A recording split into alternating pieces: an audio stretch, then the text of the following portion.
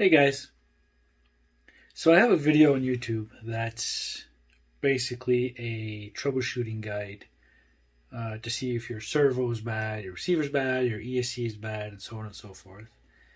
And due to a lot of questions, I realize it's somewhat incomplete. So I'm going to add some info here to maybe try and complete that other video, and I'll link between the two of them. So that people can go back and forth and so on. So right here we have a typical brushed setup. Basically an old school TAO2 chassis with a custom frame, if you will. Old Trinity Midnight motor. Cheap ESC, which I'm not even sure where it's from. Maybe an Arma or something like that. A Fly Sky receiver. So what happens if you plug in your battery, you turn everything on, and the light on your receiver doesn't come on? You need to check whether it's either the ESC that's not giving power or it's the receiver that's not powering on, right? So there might be 2 or 3 ways to check this. The most logical one is with a multimeter. Now, this is obviously a bigger one, but you don't need a huge multimeter. They make little multimeters, about so big. And all they do is give you voltage, and that's all you need, is DC volts, which you got here, DC. And these little multimeters that you get Amazon, eBay, it doesn't matter where. You could probably get them from $10, $15. They can tell you if you're getting voltage, but I'm going to show you how to do it anyways, because it doesn't matter which multimeter you're using. So I'm going to place the camera on a stand and we can proceed. So obviously the first things you're going to do is check your battery voltage. I believe I mentioned this in the other video. So you want to get yourself a battery checker, which will give you your voltages. So this one's fully charged.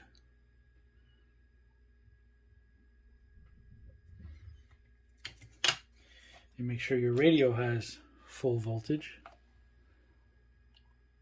12.5.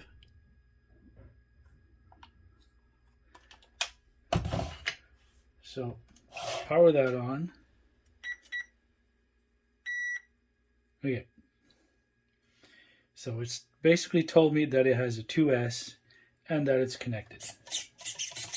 I'm obviously on the wrong setting.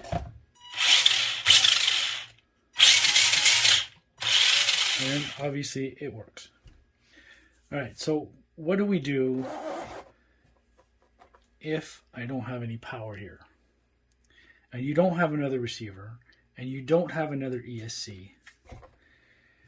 Unfortunately, you do need something to compare your tests to. So if you don't have another receiver and you don't have another ESC, you at least, at a bare minimum, need a tool to check the voltages.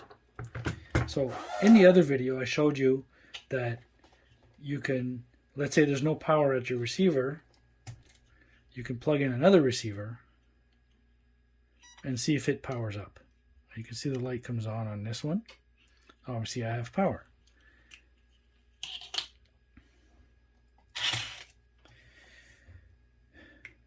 So I've just checked the ESC to see if it had power, and I got power here.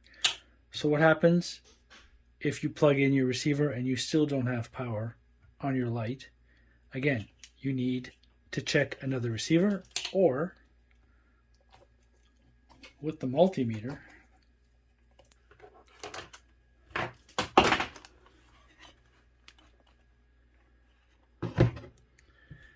if your multimeter is automatic, obviously you set it to DC volts and pretty much just run your tests.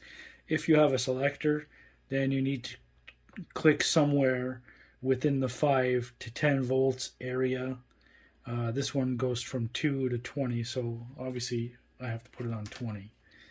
So in electric circuits, normally a red wire indicates positive and the black is negative. So you want to go ahead and connect those two. Try and hold it as best you can.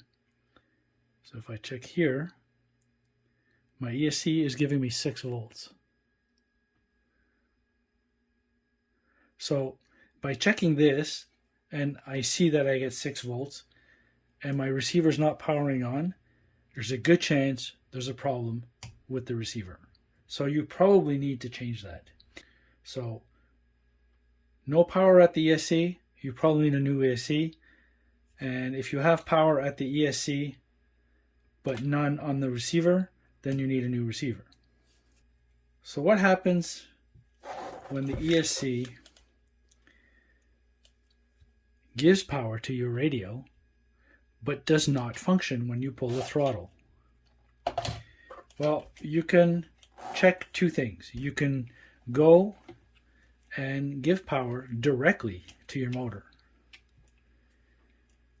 Now we're talking brushed motors, not brushless. Brushless is a little bit more complicated. So I can disconnect all of this, and I could literally connect this to the motor.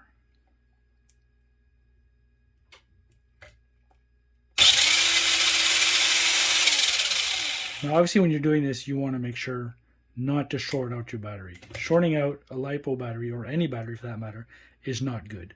So while you're doing that, you always have to be majorly careful to not short anything out. Now, it's not always easy to make the connection, depending on the type of connector you have. Now, obviously, that was reverse polarity, so it was going backwards. So this basically tells me the battery has power and the motor functions. So if you have power on your receiver, but the ESC is not moving your motor, it could be that the ESC is fried, but it could also be that your ESC is not properly programmed to your radio. For that, you need to obviously make sure your receiver is bound to the radio, and that you have programmed the ESC according to your instructions for your radio.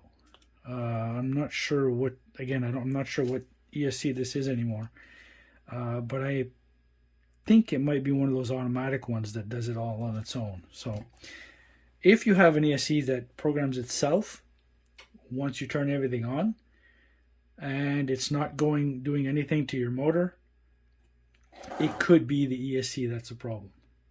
This could also indicate, as I mentioned in the other video, that although your receiver has power, it doesn't mean it's functional. It just means it has power. For that, you can check the other video for troubleshooting to see if the receiver is functional or not. The other way is also true for the motor. If everything functions, your receiver functions, you know you got your steering. Here, let me plug this back in.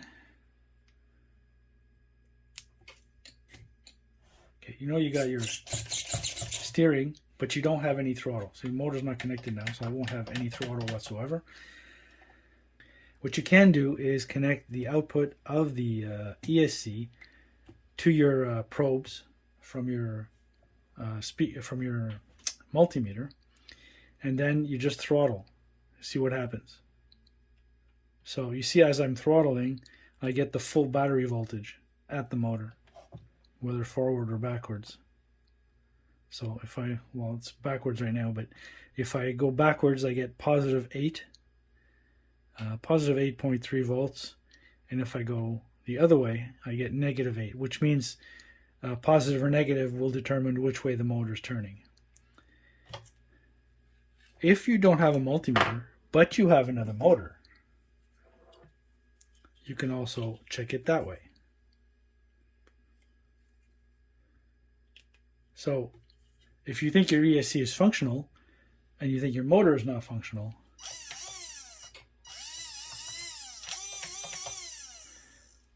you can use another motor. So to a lot of the questions that I answered on the other video, if you have no equipment to test with or other components to test with, it's very difficult to troubleshoot. Let's say you're not getting any power to your receiver and you want to see what the problem is in general. You don't have a multimeter, you don't have another receiver, you don't have another ESC, you don't have any other components. You could actually power it with 4 AA batteries. Again, you might not have a battery pack with 4 AA's. Alternatively, if you were okay at running a little bit of wiring, you could use a USB charger or a USB booster pack, both of which run on 5 volts. So the problem with the USB is you need to find a wire, you need to cut the wire, get the wires out. Again, it's the positive and minus. But if you know how to wire things, then you can still use a USB charger or a USB power source to test your receiver. Now, I'm not going to do that. It's just an idea that you can do it. To sum things up, it's very, very difficult to do troubleshooting if you don't have either one, test equipment or other components. I mentioned the USB thing. While it is 5 volts, not everybody will be comfortable cutting a wire and using the 5 volts from the USB. A lot of USB might not even have enough power because the older chargers are possibly 500 milliamps. Generally, you want 1 amp minimum, but for testing purposes, it might be adequate. Another way to possibly test your ESC to see if it's giving out power is if you have a program card. Now, a lot of these program cards, you can plug them in directly to your ESC. Regardless of whether you can program or not, the program card will power up. And this will tell you whether you have power or not coming from your ESC. So I can't stress enough the point that you need components or test equipment to be able to troubleshoot. Aside from the basic things that I showed you in the other video, and slight components here, like testing the motor directly from the battery, but the battery, testing the motor directly from the battery can only work with a brushed motor. You can't do that with a brushless motor because the brushless motor doesn't work quite the same because it's got the 3 wires, and it alternates between the coils or the circuits inside the motor to make the rotation, whereas a brush motor will do that via the COM all by itself. So again, if you want to be able to test properly, you need either multimeter or components. Again, there are a few tests you can do that I showed you before and on the other video that will allow you to run a couple of tests as to whether certain channels are working, or the motor's spinning, or the battery has power for that matter, or the ESC is actually giving out power. But if all you have is one RC, it's very difficult to actually do some tests. If you have a second RC, if it's brushed or brushless, so on and so forth, you might still be able to use the ESC from the other RC to test your current setup. If you're going from brushless to brushed, you might not be able to test the motor, but you're still going to be able to hook up the ESC as long as it's the same battery connectors. But even then, you can get adapters. But you're still going to be able to hook it up to the receiver, or bring the receiver over to the good RC to see if it works, or bring the receiver from the good RC over to the bad RC and swap things around. I keep saying it, but you really need to have components in order to test with, or you need test equipment. You can get servo testers, battery testers, which are multimeters and so on and so forth. There are a few components like ESC programmers, battery checkers, make sure your batteries are charged. Because right off the bat, if your battery is not charged, you could have issues. Mainly, and one of the main issues of batteries that don't have enough power is you'll have steering, but you won't have any throttle. And that is a fail-safe of all the newer systems. So, if you lose power, you can still steer the vehicle. But if your battery is dead and you think it's charged, that could be a problem in itself. So again, battery checkers, multimeters, extra components. Hopefully you can figure out what your issues are, and even if you just have one RC, get yourself a multimeter. It's a really inexpensive tool that will help you to no ends, especially when troubleshooting. And if RC is RC, it's going to break.